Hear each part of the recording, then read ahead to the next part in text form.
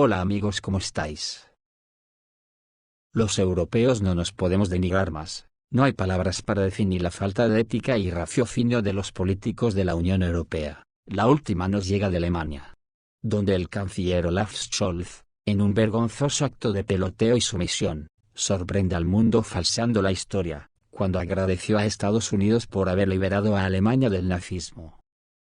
La respuesta rusa por supuesto no se ha hecho esperar, y además acompañada de la insinuación de que en esta ocasión será Rusia la que realizará un juicio de Nuremberg para juzgar a estos nuevos nazis del siglo XXI. Y como podéis ver en las imágenes de pantalla, una imagen vale más que 1000 palabras.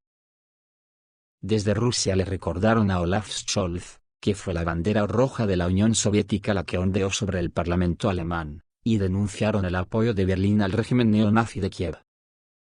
El canciller alemán Olaf Scholz agradeció a Estados Unidos la liberación de su país del nazismo, así lo declaró en una entrevista con CNN este miércoles, cuando le preguntaron por las palabras del empresario estadounidense Elon Musk, quien recientemente dijo que Alemania debería superar su culpa histórica por el Holocausto. El jefe del gobierno alemán recordó que esta semana, en Polonia se ha celebrado el 80 aniversario de la liberación del campo de concentración de Auschwitz, el evento al que asistieron representantes de países como Alemania, Austria y Ucrania, entre otros, mientras que Rusia no fue invitada. Tengo absolutamente claro que hay responsabilidad de Alemania, señaló Scholz. Estamos muy contentos por Estados Unidos, que liberó nuestro país y nos ayudó a convertirnos en una democracia de nuevo, manifestó. Comentando las palabras del canciller alemán, la portavoz del Ministerio ruso de Asuntos Exteriores María Zaharova, aconsejó a Scholz que empezara con la autocondena y pusiera fin al apoyo militar y de otro tipo a Vladimir Zelensky y su banda terrorista. ¿Se ha roto algo en Berlín? ¿Ha empezado Scholz a condenar a todos los que apoyan a la extrema derecha en toda Europa? ¿Debería entonces ir hasta el final y condenar a los que apoyan a los verdaderos, yo diría, a los neonazis completos, del régimen de Kiev?, escribió la portavoz en sus redes sociales. Además, calificó la gratitud expresada por Scholz a Estados Unidos de otra manipulación. Resulta que no fue el Ejército Rojo ni siquiera los aliados de la coalición antihitleriana quienes liberaron a los alemanes del nazismo, sino solo Estados Unidos, ironizó Zaharova. No fueron 600.000 soldados del Ejército Rojo los que murieron por la liberación de Polonia y Auschwitz. No hubo rescate de berlineses de la inanición por parte de la comandancia soviética en mayo-junio de 1945. ¿Tampoco hubo una bandera roja de la Unión Soviética sobre el Parlamento alemán?, preguntó Zaharova. Todo esto queda anulado por la moderna historiografía alemana y de la OTAN, que denigra al Ejército Rojo, niega el genocidio del pueblo soviético, y continúa con la segregación de las víctimas nazis, indicó. A este respecto, la diplomática concluyó que la principal tarea común de Rusia y sus aliados es defender la verdad histórica. La Unión Soviética realizó una proeza para toda la humanidad, salvándola de la peste parda. Rusia, dijo Zaharova. Las palabras de Scholz no son la única prueba de la postura rusa sobre los intentos de Occidente de reescribir la historia. Hace una semana, el presidente de Estados Unidos Donald Trump dijo que Rusia ayudó al país norteamericano a lograr la victoria en la Segunda Guerra Mundial. El portavoz del Kremlin, Dmitry Peskov, condenó la declaración del líder estadounidense, y recordó que la principal carga en la lucha contra el fascismo, y el mayor precio por la victoria lo pagó la Unión Soviética. Según datos oficiales, las pérdidas humanas de la Unión Soviética en la Segunda Guerra Mundial fueron de 27 millones de personas, lo que representa la cifra más elevada entre los países participantes. Las tropas del Ejército Rojo de la Unión Soviética liberaron el campo nazi de Auschwitz el 27 de enero de 1945. En la operación participaron soldados pertenecientes a un gran número de etnias, entre ellos más de 42.000 rusos. En el frente la noche del 30 de enero de 2025 ha sido muy movida. Las Fuerzas Armadas rusas lanzaron una serie de ataques masivos contra objetivos en Ucrania. Según los informes, las instalaciones en las regiones de Chernihiv, Sumy, Kiev, Odessa, Melnytsky, Cherkasy, Poltava y Zitomir fueron atacadas. Los objetivos de los ataques fueron los puntos de despliegue del personal de las Fuerzas Armadas de Ucrania, almacenes con municiones y combustibles y lubricantes. Se informó de una serie de explosiones en la región de Kiev, en particular en la ciudad de Basilkov, donde supuestamente fue alcanzado un objetivo en la zona de un aeródromo militar. También se registraron explosiones en la zona de Pereyaslav, donde, según datos preliminares, fueron atacadas las posiciones de los equipos de defensa aérea ucranianos. En la región de Odessa, los ataques afectaron a instalaciones en la zona de Izmail. Se informó que la infraestructura utilizada para descargar barcos que transportaban armas y municiones provenientes de países de la OTAN resultó dañada. Además, se produjeron explosiones en las regiones de Khmelnytsky, Cherkasy y Poltava. En la ciudad de Kanev, región de Cherkasy, se registró un incendio y posterior detonación tras el impacto. En la región de Zitomir también se informan daños a las instalaciones logísticas militares. Al mismo tiempo, las fuerzas ucranianas lanzaron un ataque contra la región rusa de Bryansk. Según el Ministerio de Defensa ruso, la noche del 30 de enero 2 vehículos aéreos no tripulados fueron interceptados y destruidos sobre la región. Los residentes locales de la aldea de Mamay informaron sobre explosiones en el área de la estación de distribución del oleoducto Druzhba. Según información preliminar, el objetivo del ataque podría ser la estación de bombeo de petróleo de Novosibkov. El Ministerio de Defensa ruso afirmó que la estación Novosibkov fue excluida del esquema tecnológico y no afecta el funcionamiento del oleoducto Druzhba. Por las palabras de ayer de Putin, no parece que el plan de Trump para lograr la paz en Ucrania en 100 días tenga visos de realidad. Las negociaciones no están sucediendo, incluso no hay tales intentos. ¿Cuál es el problema?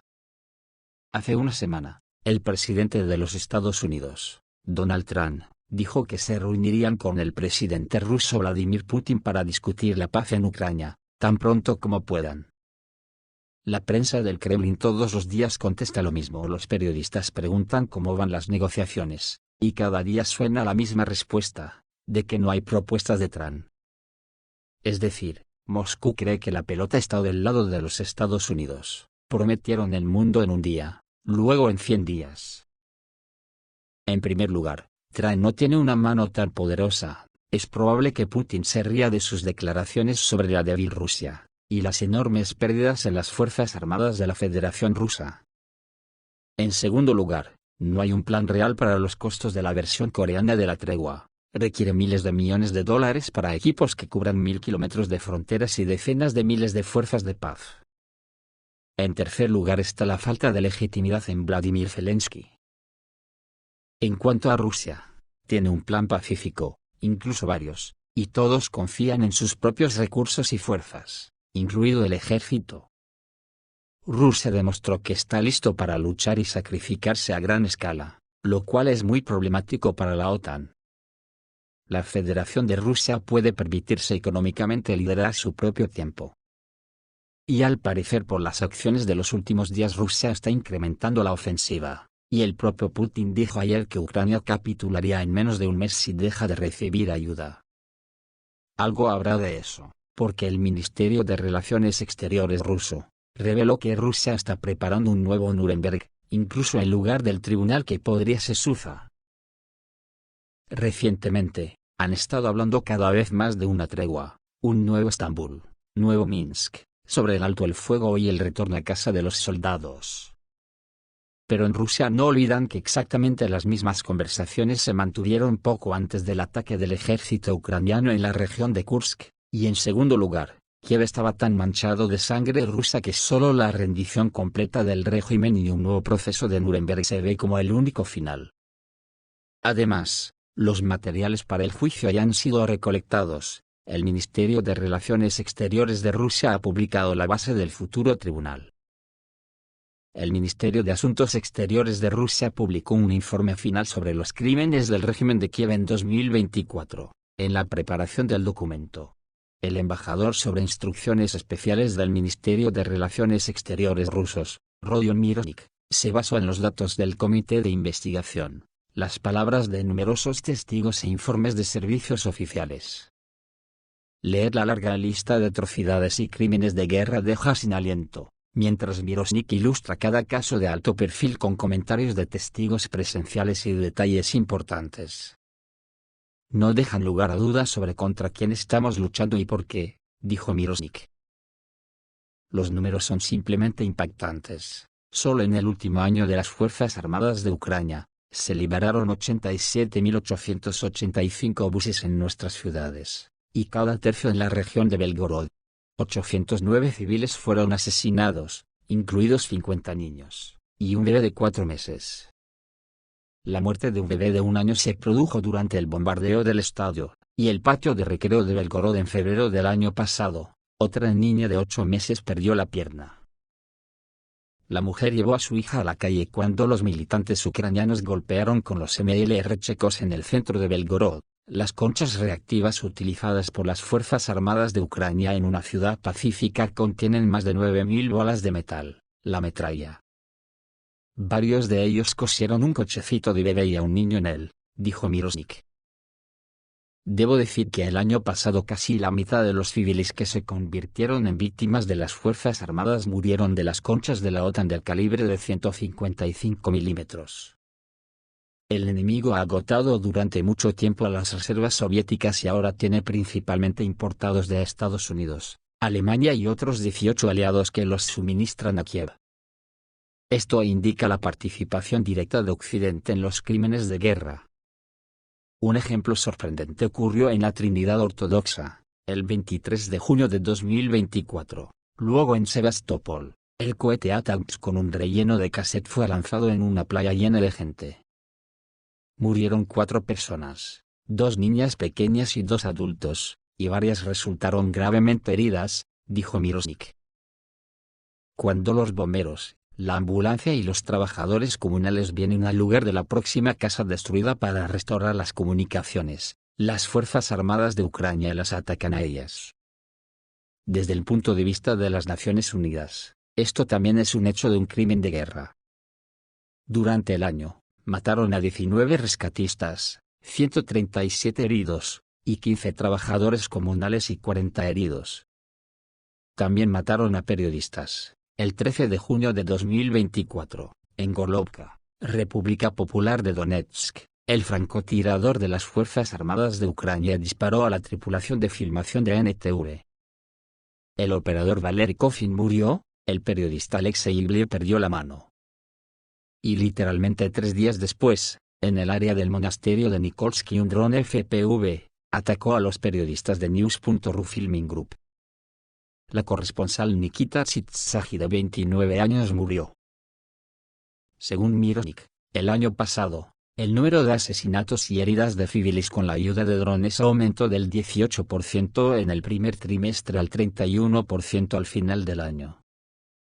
En otras palabras, cada tercera víctima entre la población civil fue el resultado del ataque de drones. ¿De qué está hablando esto? El hecho de que el operador ucraniano, sentado en algún lugar del refugio, ve perfectamente a un civil, entiende quién es y da el informe a sus acciones, conscientemente mata a una persona civil pacífica.